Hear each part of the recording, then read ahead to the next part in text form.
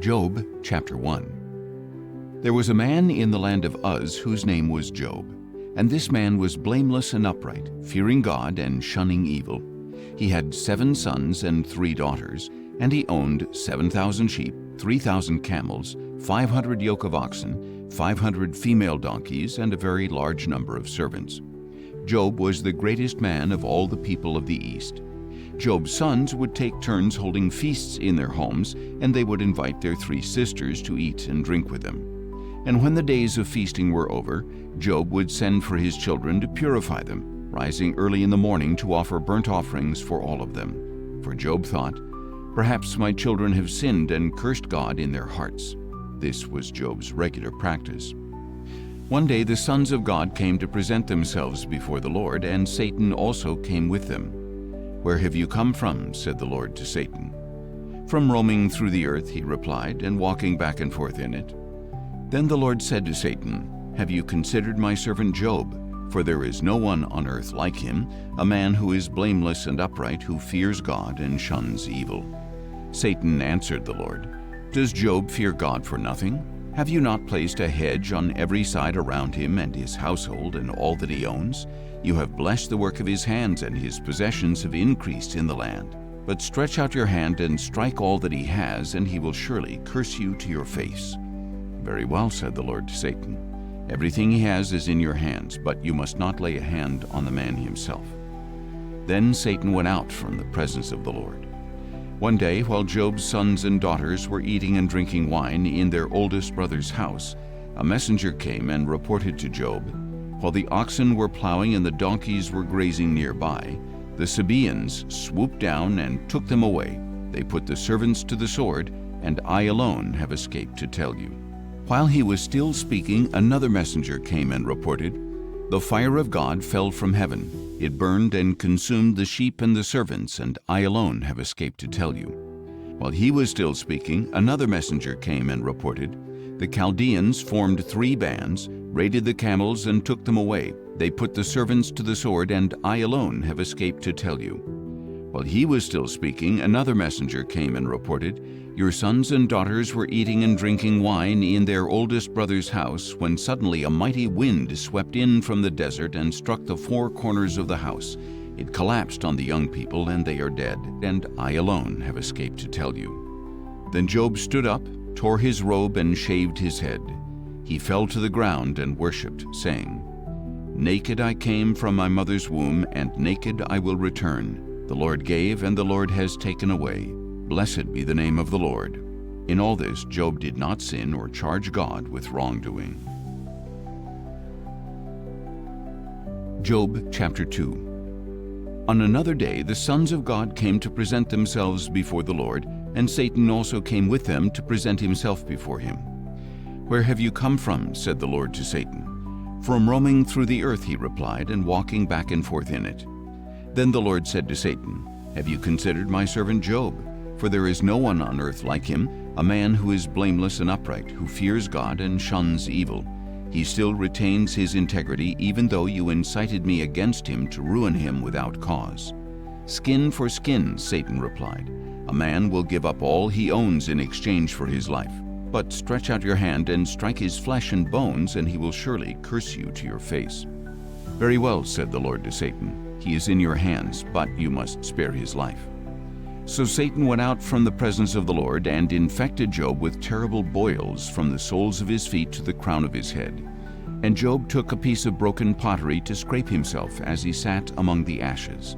Then Job's wife said to him, "Do you still retain your integrity? Curse God and die." "You speak as a foolish woman speaks," he told her. "Should we accept from God only good and not adversity?" In all this, Job did not sin in what he said. Now when Job's 3 friends, Eliphaz the Temanite, Bildad the Shuhite, and Zophar the Naamathite, heard about all this adversity that had come upon him, each of them came from his home, and they met together to go and sympathize with Job and comfort him. When they lifted up their eyes from afar, they could barely recognize Job. They began to weep aloud, and each man tore his robe and threw dust in the air over his head.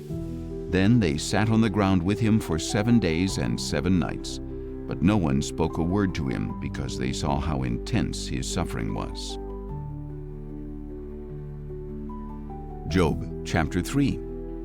After this, Job opened his mouth and cursed the day of his birth. And this is what he said: "May the day of my birth perish, and the night it was said, a boy is conceived. If only that day had turned to darkness. May God above disregard it. May no light shine upon it. May darkness and gloom reclaim it, and a cloud settle over it. May the blackness of the day overwhelm it. If only darkness had taken that night away. May it not appear among the days of the year. May it never be entered in any of the months.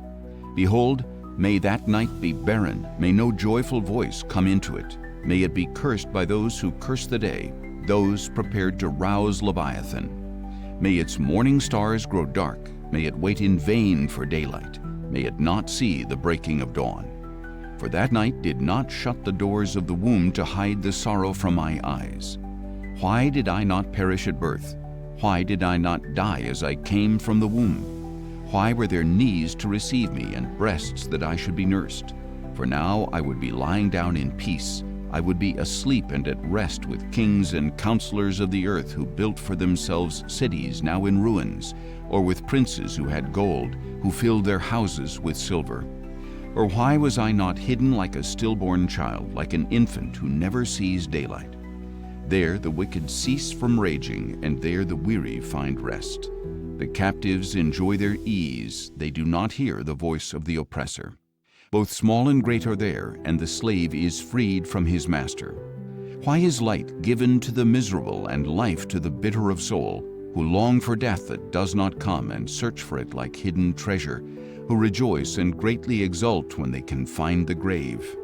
Why is life given to a man whose way is hidden, whom God has hedged in? I sigh when food is put before me, and my groans pour out like water. For the thing I feared has overtaken me, and what I dreaded has befallen me. I am not at ease or quiet. I have no rest, for trouble has come. Job chapter 4. Then Eliphaz the Temanite replied, "If one ventures a word with you, will you be wearied? Yet who can keep from speaking?